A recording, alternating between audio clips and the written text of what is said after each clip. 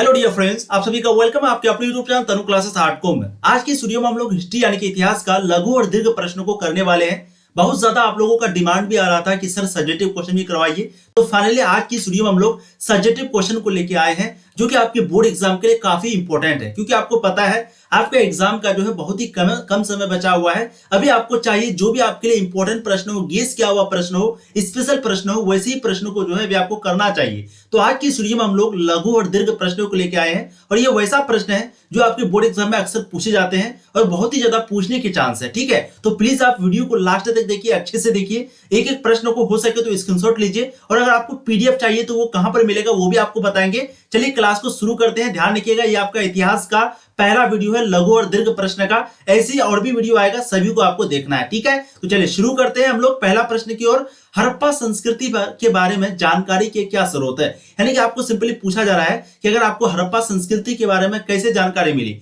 हम लोगों को हड़प्पा संस्कृति के बारे में, हड़प्पा सभ्यता के बारे में कैसे जानकारी मिली, उनका स्रोत क्या है, कहां से हम लोगों को जानकारी मिली। अब इसका आंसर देखिए दो तरीके से आप दे सकते हैं। अगर ये आपको लघु उत्तरी में पूछा है, यानी कि शॉर्ट क्वेश्चन में पूछा है, तो आपको जो है मात्र इतना ही तक आंसर देना है। ठीक है, यहां तक देना है। और अगर आपको दीर्घ में पूछा है, यानी कि 5 नंबर में पूछा है, तो आपको यहां तक जवाब देना है। ठीक है, तो देखिए हड़प्पा संस्कृति के बारे में जानकारी करने वाले अनेक स्रोत उपलब्ध है।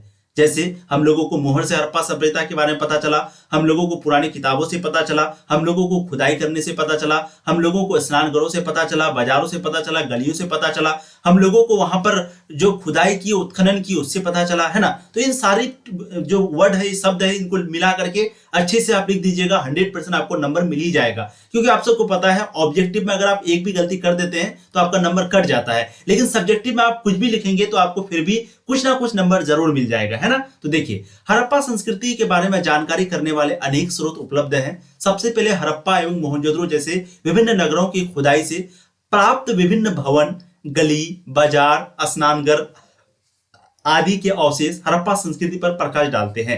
यानी कि हम लोगों को जो है कई स्रोत है हम लोगों को जहां से हड़प्पा सभ्यता के बारे में पता चला है। लेकिन सबसे पहले जो हड़प्पा जगह का उत्खनन हुआ था 1921 में दयाराम साहनी के द्वारा किया गया था। और मोहनजोदड़ो का जो उत्खनन हुआ था कब हुआ था? 1922 में। किसके द्वारा हुआ था? रखलदास बनर्जी के द्वारा। तो हम लोगों को जो हड़प्पा और मोहनजोदड़ो से जो भी खुदाई करने से जो भी घर मिला है, गली मिला है, बाजार मिला है, वहां से भी जो है हम लोगों को हड़प्पा संस्कृति के बारे में पता चला। ठीक है, इन अवशेषों से हड़प्पा संस्कृति के नगर निर्माण एवं नागरिक प्रबंध के विषय में भी पर्याप्त जानकारी प्राप्त होती है। ठीक है, अब दूसरे शब्दों में देख लीजिए, कला के विभिन्न नमूनों से, जैसे कि मिट्टी के खिलौना, धातुओं की मूर्तियां, विशेषकर नाचती हुई लकड़ी की, सॉरी ये आपका गलत लिखा हुआ नहीं, लड़की की तांबा बिल्कुल ठीक है। तो आपको सबको पता होगा ना, मृतकों का टीला कहा जाता है मोहनजोदड़ो को, और मोहनजोदड़ो में डांस करने वाली जो है मूर्ति भी मिली थी, है ना। तो वहां से भी हम लोगों को जो है लड़की की तांबे की प्रतिमा आदि से हड़प्पा के लोगों की कला एवं कारीगरी पर पर्याप्त प्रकाश पड़ता है। मोहरों से जो आपने अपने में ही हड़प्पा संस्कृति के विभिन्न पहलुओं पर काफी जानकारी प्राप्त होती है। इनसे हड़प्पा संस्कृति से संबंधित लोगों के धर्म, पशु पक्षियों एवं पेड़ पौधों तथा लिपि की उपस्थिति से यह अनुमान लगाया जाता है कि हड़प्पाई लोग जो है वो पढ़े लिखे होते थे। इस लिपि के पढ़े जाने के बाद उनके संबंध में कई महत्वपूर्ण जानकारी हम लोगों को प्राप्त होती है। ठीक है, तो इस तरीके से आप कुछ आंसर दे सकते हैं। वैसे तो हड़प्पा सभ्यता के बारे में अभी भी हम लोगों को फुल जानकारी नहीं मिला है, लेकिन तब भी बहुत सारा चीज का जो जानकारी है वो हम लोगों को मिला है। जैसे वहां पर नाचने वाली मूर्ति भी थी, है ना, वहां पर लोग व्यापार करते थे मोहर से, शिलालेख से, हर तरीके की चीजों से जो है हम लोगों को हड़प्पा सभ्यता के बारे में पता चला है। नेक्स्ट प्रश्न देखते हैं, क्वेश्चन नंबर हो जाएगा आपका 2, जो कि सिंधु घाटी सभ्यता की धार्मिक जीवन पर प्रकाश डालें। यानी कि सिंधु घाटी सभ्यता में आखिर वहां पर धार्मिक जीवन क्या था, उस पर आपको प्रकाश डालने के लिए कहा जा रहा है। ये बहुत ही इंपॉर्टेंट प्रश्न है आपका। ठीक है, देखिए हड़प्पा यानी कि सिंधु सभ्यता के धार्मिक जीवन की प्रमुख विशेषताएं निम्न थी। सबसे पहला, वहां पर जो है माता देवी की पूजा होती थी, आप सबको पता है। वहां पर पशुपति की पूजा जो है प्रचलित थी। कुबर वाला बैल पूजनीय था, है ना। पीपल वृक्ष की भी वहां पर पूजा होती थी। यहाँ पर आपको हड़प्पा सभ्यता का जो धार्मिक जीवन है, वहां पर लोग कौन सा धर्म को मानते थे और अपना धर्म को कैसे बिताते हैं, अपना धर्म में वो कैसे जीते थे, इसी के बारे में बताना है। तो वहां पर मातृ देवी की पूजा होती थी, पशुपति की पूजा वहां पर बहुत ज्यादा प्रचलित थी, पीपल वृक्ष की भी पूजा होती थी, नाग पूजा, स्वास्तिक यानी कि सूर्य पूजा, अग्नि पूजा यानी वेदी के भी, है ना। तो इन सभी की वहां पर पूजा होती थी। आगे देखिए, एक मूर्ति में एक स्त्री के गर्भ में से एक पौधा निकलता हुआ दिखाई देता है। एक मूर्ति है जहां पर एक स्त्री का जो गर्भ होता है वहां से एक पौधा निकलता हुआ दिखाई देता है। इससे यह संभव पता चलता है कि धरती जो है वो देवी की मूर्ति है। ठीक है, संभव है कि हड़प्पा वासी धरती को उर्वरता की देवी मानकर उसकी पूजा करते थे। यानी कि कहने का मतलब ऐसा माना जाता है क्योंकि एक मूर्ति ऐसा मिला है जिसका जो गर्भ होता है ना, जिसको हम लोग बच्चादानी बोलते हैं, गर्भ बोलते हैं, तो जहां से मतलब कि गर्भ आप लोग समझ रहे होंगे, तो मूर्ति का जो गर्भ होता है उसी से एक पौधा निकला हुआ है। तो इससे अनुमान क्या लगाया गया कि हो सकता है शायद हड़प्पावासी ये सोचता हो कि ये धरती जो है वो इसी के गर्भ से निकला है, ऐसा सोचता हो और ये मानकर उसका पूजा करता हो, ऐसा सोचा जाता है। कुल मिलाकर हड़प्पा सभ्यता का धार्मिक जीवन काफी हद तक आज के हिंदू धर्म का ही सामना था। ठीक है, यद्यपि सभ्यता से कभी कभी भी मंदिर जैसे अवशेष नहीं प्राप्त हुए, तो ऐसा मतलब मिला जुला के लगता है कि हिंदू धर्म को ही मानने वाले लोग थे, लेकिन अभी भी हम लोगों को मंदिर जैसा कोई अवशेष जो है हड़प्पा सभ्यता में, सिंधु घाटी सभ्यता में नहीं मिला है। ठीक है, तो ये था सिंधु घाटी सभ्यता की धार्मिक जीवन पर प्रकाश डाले। देखिए, अगर आप इस प्रकार के पीडीएफ को चाहते हैं लेने के लिए तो आपको सिंपली इस नंबर पे मैसेज करना है। ठीक है, वहां पर आपको ये पीडीएफ मिल जाएगा 7667532320। ठीक है, और आपको ऑब्जेक्टिव, सब्जेक्टिव, बहुत सारा चैप्टर वाइज आपके लिए क्वेश्चन बैंक 2009 से लेकर के 2022 तक। ठीक है, guess question, important type of guess question, special type of question, उसके बाद आपको टेस्ट जो सीरीज होता है वो, ये सारा चीज जो है आपको मिल रहा होगा। 767 इस नंबर पे आप व्हाट्सएप मैसेज कीजिए, बहुत ही कम प्राइस में आपको मिल जाएगा। ठीक है, अगला प्रश्न देखिए, हड़प्पा सभ्यता के प्रमुख देवताओं एवं धार्मिक प्रथाओं की विवेचना करें। आपको पूछा जा रहा है कि हड़प्पा सभ्यता का जो प्रमुख देवता है और धार्मिक प्रथा है उसका विवेचना यानी कि उनके बारे में आपको बताना है। तो देखिए, ये आपका लघु उत्तरीय प्रश्न है। हड़प्पावासी बहुदेववादी और प्रकृति पूजक थे। यानी कि हड़प्पावासी जो है वो बहुदेववादी थे और क्या थे, प्रकृति को, यानी कि वो नेचर का बहुत ज्यादा पूजा करते थे और बहुदेववादी थे। ठीक है, मातृ देवी इनकी प्रमुख देवी थी। मिट्टी की बनी अनेक स्त्री मूर्तियां जो कि मातृ देवी की प्रतीक है, बड़ी संख्या में वहां पर मिली है। देवताओं में प्रधान पशुपति या आदि शिव थे। मोहनजोदड़ो से प्राप्त मुहर पर योगीश्वर की मूर्ति को पशुपति महादेव माना गया है। ठीक है, यानी कि मोहनजोदड़ो से जो मोहर प्राप्त हुआ है तो वहां पर जो योगेश्वर की मूर्ति है उसी को क्या माना गया है, पशुपति महादेव। सिंधुवासी नाग, कुबरदार, सार, लिंग, यूनी, पीपल के वृक्ष की भी पूजा करते थे। जल पूजा, अग्नि पूजा और बलि प्रथा भी प्रचलित थी। मंदिरों और पुरोहितों का अस्तित्व जो है वहां पर नहीं था। कहां पर, हड़प्पा सभ्यता में। चीजें आपको समझ में आ गई। अब आगे देखते हैं, हड़प्पा सभ्यता के विस्तार पर प्रकाश डालें। अक्सर विस्तार वाला जो क्वेश्चन है आपको पूछा जाता है, तो देख लीजिए ध्यान से, आपको पूछ दिया जाएगा कि हड़प्पा सभ्यता का विस्तार क्या है ना। तो देखिए, हड़प्पा सभ्यता प्राचीन सभी सभ्यताओं में विशालतम थी। यानी कि जो हड़प्पा सभ्यता है वो जितनी भी पुरानी सभ्यता उस वक्त में थी, वो सबसे बड़ी पुरानी और सबसे बड़ी जो सभ्यता है वो कौन थी, हड़प्पा सभ्यता ही थी। ठीक है, ये उत्तर में कश्मीर से लेकर के दक्षिण में नर्मदा घाटी तक, पश्चिम में बलूचिस्तान मकरान तट से लेकर पूर्व में अलमगीरपुर यानी कि उत्तर प्रदेश तक जो है ये सभ्यता फैली हुई थी। ध्यान रखिएगा, उत्तर में कश्मीर, ध्यान रखिएगा उत्तर में किधर है, कश्मीर, दक्षिण में नर्मदा घाटी तक। ठीक है, पश्चिम में बलूचिस्तान मकरान तट से लेकर के पूर्व में कहां पर, अलमगीरपुर, अलमगीरपुर कहां पर, उत्तर प्रदेश। ठीक है, वहां तक फैली हुई थी।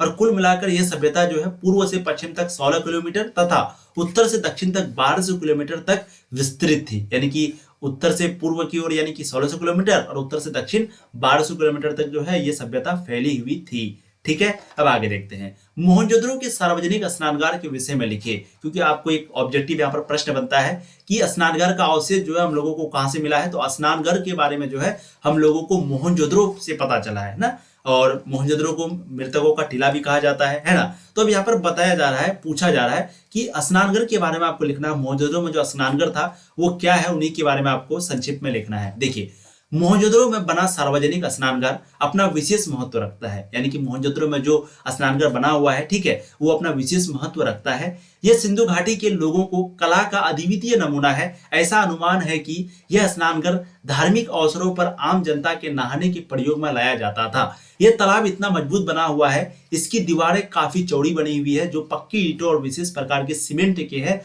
ताकि पानी अपने आप बाहर ना निकल सके। तालाब में नीचे उतरने के लिए जो है वहां पर सीढ़ी बनी हुई है। यहाँ पर थोड़ा सा मिस्टेक है, तो वहां पर सीढ़ी बनी हुई है। पानी निकलने के लिए नालियों का भी प्रबंध है, और नालियों का प्रबंध ऐसा है कि जैसे मान लेते हैं एक रोड है, मेन सड़क है, ठीक है, और ये आपका छोटा वाला जो घर है, तो घर से पहले एक मेन नाली होता है, फिर वो नाली जो है यहाँ से मेन रोड के बगल में भी एक नाली होता है, तो इसी से जो है ये नाली जुड़ी हुई रहती है। और ये है स्नानघर है, यहाँ से वो नाली जुड़ी हुई है। यानी कि बिल्कुल आप यूं समझिए कि जो गली गली है मतलब गली गली में नाली बहुत ही अच्छे से बनाया हुआ है। ठीक है, तो मोहनजोदड़ो के सार्वजनिक स्नानघर के बारे में जब भी आपको पूछे, आपको जो है ये आंसर वहां पर लिख देना है। बहुत ही जबरदस्त है, आप एक बार उसको पढ़ सकते हैं। ठीक है, वीडियो को प्लीज जो भी लाइक नहीं किए वीडियो को लाइक कर देंगे, चैनल को भी सब्सक्राइब कर दीजिए अगर पहली बार आए तो। यहाँ पर आपको पूरी तरीके से कंप्लीट तैयारी कराई जाती है सभी सब्जेक्ट का। एंड प्लीज वीडियो को आप लोग शेयर भी किया कीजिए। 6 बजे हम लोग रोज क्लास लेते हैं, 6 बजे 7 बजे भी हम लोग रोज क्लास लेते हैं, शाम को 9 बजे भी आपकी एक क्लास होगी, है ना। फिर एक क्लास जो है आपकी सुबह भी होती है, 6 बजे आज भी हुई थी। ठीक है, तो इन सभी टाइम पे 6 बजे सुबह, 6 बजे शाम को, 7 बजे शाम को और 9 बजे शाम को, इन सभी टाइम में आपको जोड़ना है और सभी दोस्तों को भी बता देना है। और प्लीज आप लोगों को चैनल को सब्सक्राइब कर लेना है। नोटिफिकेशन अगर नहीं मिलता है तो आप टेलीग्राम पे ज्वाइन हो जाइए, डिस्क्रिप्शन पे लिंक मिलेगा, वहां से टेलीग्राम पे ज्वाइन हो जाइए, वहां से भी आपको नोटिफिकेशन जो है वो मिल जाएगा। ठीक है, अब अगला प्रश्न देखिए, लॉन्ग क्वेश्चन है आपका। देखिए, सिंधु घाटी से संबंधित ग्रह स्थापत्य पर एक टिप्पणी लिखिए। यानी कि आपको सिंधु घाटी से संबंधित ग्रह स्थापत्य पर आपको एक लिखने के लिए कह रहा है टिप्पणी, यानी कि शॉर्ट नोट्स। देखते हैं, देखिए, सिंधु घाटी सभ्यता की ग्रह स्थापत्य, ग्रह स्थापत्य का मतलब होता है domestic architecture of the Indus वेलमियल सिविलाइजेशन। ठीक है, यानी कि पहले आपको ग्रह स्थापत्य के बारे में, वहां पर जो भी कला था, ग्रह स्थापत्य कला था, उनके बारे में आपको बताना है। देखिए, मोहनजोदड़ो का जो निचला शहर है वो आवासीय भवनों के उदाहरण प्रस्तुत करता है। कई एक आंगन पर केंद्रित थे जिसके चारों ओर से कमरे बने थे। संभवतः आंगन खानाघर और कताई करने जैसी गतिविधियों का केंद्र था। ठीक है, खास तौर से गर्म और शुष्क मौसम में यहाँ एक अन्य रोचक पहलू लोगों द्वारा अपने एकांता को दिया जाने वाला महत्व था। भूमि तल बनी दीवारों में खिड़कियां नहीं है। इसके अतिरिक्त मुख्य द्वार से आंतरिक भाग अथवा आंगन का सीधा अवलोकन नहीं होता है। हर घर का ईंटों का फर्श से बना हुआ अपना एक स्नानघर होता था जिसकी नलियां दीवार के माध्यम से सड़क की नालियों से जुड़ी हुई थी। मैंने अभी आपको कहा ना कि सिंधु घाटी में आपको वहां पर सिंपली घर वगैरह कैसे बना हुआ होता है, डिजाइन कैसे होता है, उन्हीं को बताना है। तो वहां पर जो है एक आंगन होता है, आंगन की चारों ओर जो है कमरा बना हुआ होता है और आंगन खाना पार और कताई करने जैसी गतिविधियों का जो है केंद्र था। यानी कि खाना वगैरह खाने का वो चीज जो है सारा चीज कहाँ पर होता था, आंगन में होता था। ठीक है, चारों तरफ से घर बना हुआ होता था, बीच में एक आंगन होता था, यहीं पर वो लोग खाते पीते थे, सारा चीज करते थे, है ना, यहीं पे। और उन लोगों का जो बाथरूम वगैरह होता था, नहाने का रूम, वहां पर गर्म और ठंडा दोनों प्रकार का पानी होता था। वहां का जो मौसम होता था वो भी गर्म और शुष्क वाला मौसम होता था, सिर्फ गर्मी नहीं होती थी, वहां पर ठंडी भी होती थी, गर्मी भी होती थी। ठीक है, और आगे यहाँ पर जैसे मैंने कहा कि इसके अलावा खिड़कियां जो है वहां पर नहीं होती थी, दीवारों में जो है खिड़कियां नहीं है, ध्यान रखिएगा, दीवारों में वहां पर खिड़कियां नहीं है। इसके अलावा मुख्य द्वार से आंतरिक भाग अथवा आंगन का सीधा अवलोकन नहीं होता था। ठीक है, यानी कि मुख्य द्वार से जो है आंतरिक भाग का अथवा आंगन का सीधा अवलोकन नहीं होता था। हर घर का ईंटों का फर्श से बना था, यानी कि फर्श जो होता है, जो जमीन हम लोग बोलते हैं, है ना, तो हर घर का जो जमीन है वो ईंटों के फर्श से बना एक स्नानघर होता था जिसकी नालियां जो है कहाँ होती थी, दीवार के माध्यम से। यानी कि जो हम लोग पाइप आजकल सेट करते हैं दीवार के बगल में, तो वो दीवार के बगल से उन लोगों का पाइप होता था जो कि कहाँ पे जाके मिलता था, जो सड़क की नालियां होती थी वहां से वो जुड़ा हुआ होता था। कुछ घरों में दूसरे तल या छत पर जाने हेतु बनाई गई सीढ़ियों के अवशेष हम लोगों को मिले थे। कई आवासों में कुएं थे जो अधिकांश एक ऐसे कक्ष में बनाए गए थे जिसमें बाहर से आया जा सकता था और जिनका प्रयोग संभवतः राहगीरों द्वारा किया जाता था। यानी कि उस वक्त में कुआं भी इस प्रकार बनाया जाता था ताकि कोई राह चलते लोग हो, कोई अगर बाहर में चलता हो तो वो भी जो है आराम से यहाँ पर पानी पी सके। विद्वानों ने अनुमान लगाया कि मोहनजोदड़ो में कुओं की कुल संख्या 700 थी और मोहनजोदड़ो में ऐसा विद्वानों ने अनुमान लगाया कि कुओं की संख्या कितनी थी, 700 थी। तो ये हो गया हड़प्पा सभ्यता की जो स्ट्रक्चर था ऑटोमेटिक, यानी कि कह सकते हैं कि जो गांव का एक स्ट्रक्चर कैसा था। ग्रह स्थापत्य पर आपको इस तरीके से टिप्पणी जो है लिखना है। ठीक है, अब आगे देखिए, आगे है मोहनजोदड़ो का एक नियोजन शहरी केंद्र के रूप में प्रमुख विशेषताओं का लगभग 100 से 150 शब्दों में लिखिए। यानी कि मोहनजोदड़ो के बारे में आपको सिंपली लिखना है एक नियोजित शहर केंद्र के रूप में, यानी कि वो कैसे एक नियोजित शहर था, पूरे हड़प्पा सभ्यता का केंद्र कैसे था, इनके बारे में आपको विशेषता को बताना है, सिंपली मोहनजोदड़ो का विशेषता को। ठीक है, ये आपको लॉन्ग क्वेश्चन में अक्सर पूछा जाता है। देखिए, एक नियोजित शहरी केंद्र के रूप में मोहनजोदड़ो संभवतः हड़प्पा सभ्यता का सबसे अनूठा पहलू शहरी केंद्रों का विकास था। आइए ऐसे ही केंद्र मोहनजोदड़ो को और सूक्ष्मता से देखते हैं। हालांकि मोहनजोदड़ो सबसे प्रसिद्ध पुरास्थल है, सबसे पहले खोजा गया स्थल तो हड़प्पा था, लेकिन सबसे पूरा स्थल जो है, पुराना स्थल बोल सकते हैं, सबसे बड़ा शहर जो बोल सकते हैं वो कौन है, तो वो है मोहनजोदड़ो। ठीक है, बस्ती दो भागों में विभाजित है। बस्ती जो था वहां का मोहनजोदड़ो का, वो दो भागों में विभाजित है।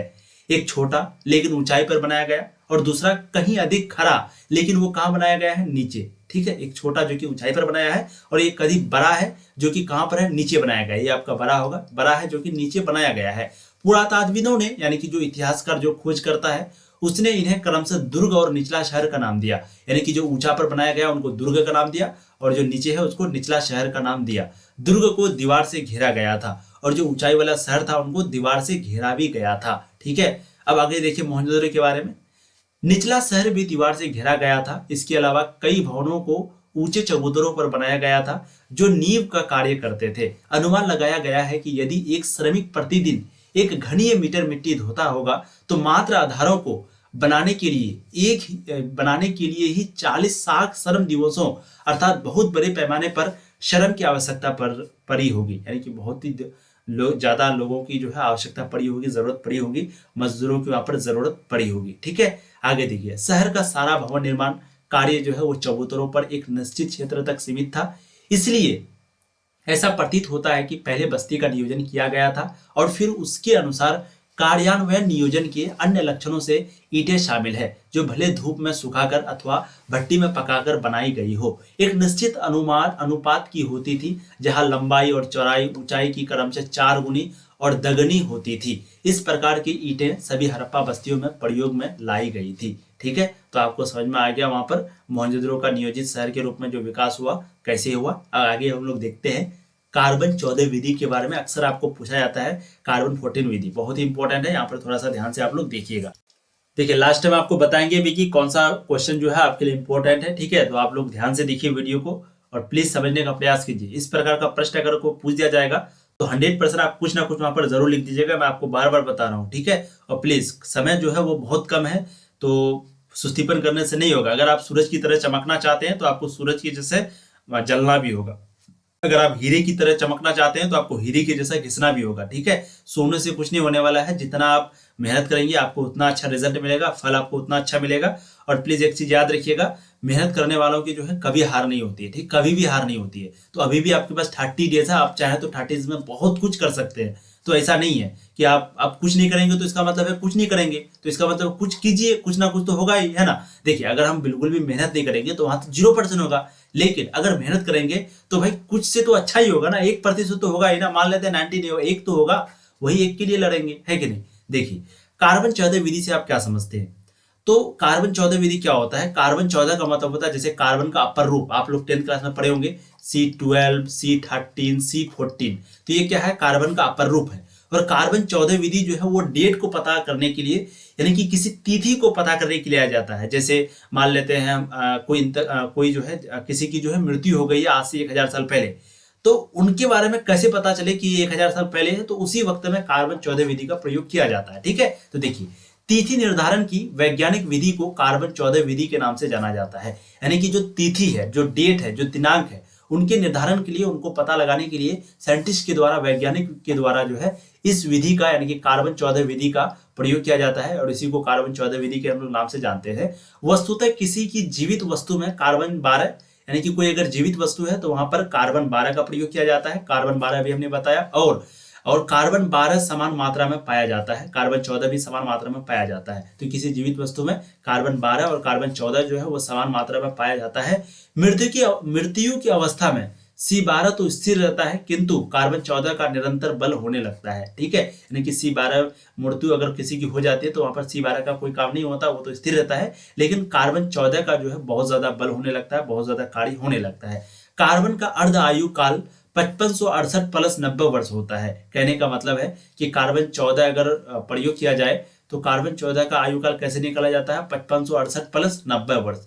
कहने का मतलब है कि 5568 प्लस पुराना हो जाएगा, बाकी 90 वर्ष जो हाल ही में है उसको जोड़ा जाएगा। ठीक है, अर्थात इतने वर्षों में उस पदार्थ में कार्बन 14 की मात्रा आधी रह जाती है। इस प्रकार वस्तु के काल की गणना की जाती है। जिस पदार्थ में कार्बन 14 की मात्रा जितनी कम होगी वो उतनी ही पुरानी मानी जाएगी, यानी कि क्योंकि वो धीरे धीरे कम होती जाती है, तो जिस पदार्थ में भी कार्बन 14 की मात्रा धीरे धीरे कम होती जाएगी, और धीरे धीरे जितनी कम होगी उतनी उनको पुरानी मानी जाएगी, क्योंकि धीरे धीरे वो कार्बन जो 14 है वो क्या होता है, खत्म होता है, कार्बन 14 की मात्रा। ठीक है, इसी के आधार पर प्राचीन सभ्यताओं की तिथि का निर्धारण किया जाता है, और इसी के आधार पर प्राचीन सभ्यताओं की जो है तिथि के बारे में भी पता लगाया जाता है कि प्राचीन में कौन कौन सी सभ्यता थी, इसी से पता लगाया जाता है। अब आगे देखते हैं पुरातत्व से आप क्या समझते हैं, ये भी आपके लिए इंपॉर्टेंट क्वेश्चन है। देखिए, प्राचीन इतिहास के अध्ययन में पुरातात्विक स्रोत का अपना विशेष स्थान रखते हैं।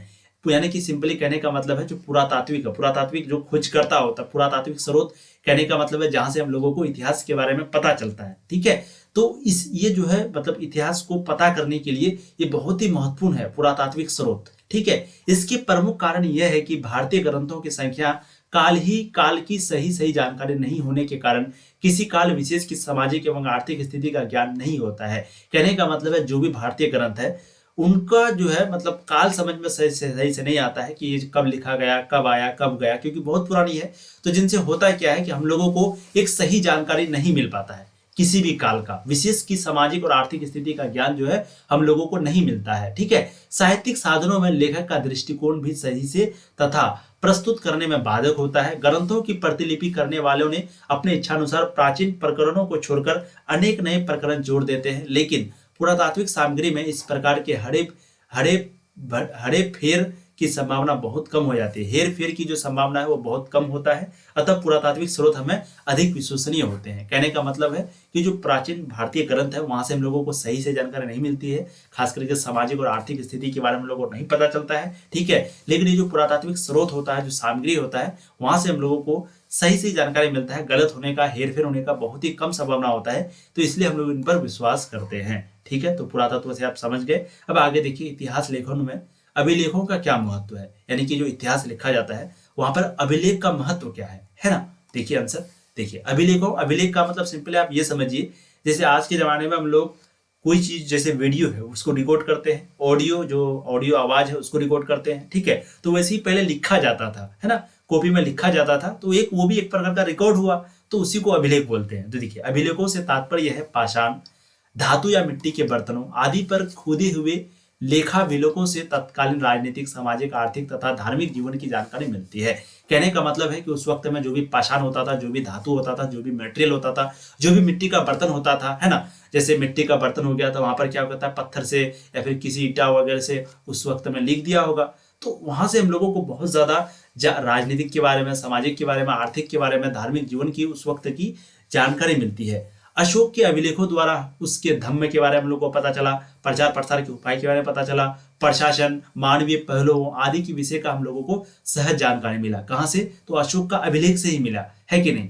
उसके बाद इतिहास लेखन में अभिलेख की महत्ता इससे भी स्पष्ट हो जाता है कि मात्र अभिलेखों के ही आधार पर भंडारकर महोदय ने अशोक का इतिहास लिखने का सफल प्रयत्न किया, और इतिहास लिखने में अभिलेखों का जो है बहुत बड़ा योगदान होता है। तो अगर आपको अभिलेख के बारे में पूछ दिया जाए तो आप ऐसे ही कुछ आंसर दे दीजिएगा, 100% आपको कुछ ना कुछ जो है नंबर मिल ही जाएगा। ठीक है, तो आज की वीडियो में हम लोगों ने जो है टोटल 10 प्रश्नों को किया, और ध्यान रखिएगा ये 10 प्रश्न आपके लिए काफी महत्वपूर्ण है। जैसे पहला वाला प्रश्न ये तो काफी महत्वपूर्ण है आपके लिए, ठीक है, दूसरा वाला प्रश्न भी आपके लिए काफी महत्वपूर्ण है, तीसरा वाला भी प्रश्न आपके लिए महत्वपूर्ण है, ठीक है, चौथा वाला भी महत्वपूर्ण है, मौजूदों के सार्वजनिक स्नानघर, ये लगभग सभी आपके लिए महत्वपूर्ण है, क्योंकि वीडियो ही महत्वपूर्ण लेके आए हैं, है ना, वीवीआई वीडियो है आपका। तो ध्यान रखिएगा, सब्जेक्टिव का टेंशन जो है अब आपको खत्म, यानी कि अब आपको सब्जेक्टिव का टेंशन नहीं लेना है, क्योंकि अब आपका सब्जेक्टिव का भी क्लास बहुत ज्यादा होने वाला है। जैसे ऑब्जेक्टिव का क्लास करते हैं वैसे हम लोग सब्जेक्टिव का भी करेंगे। तो प्लीज आप लोग जो है वीडियो को ज्यादा से ज्यादा शेयर कीजिए, ताकि व्यू अगर इसमें ज्यादा आएगा तो वैसे तो हम आपको बिल्कुल पढ़ाएंगे, लेकिन अगर आप लोगों का प्यार ज्यादा मिलेगा, सपोर्ट ज्यादा मिलेगा, तो और हम लोग कोशिश करेंगे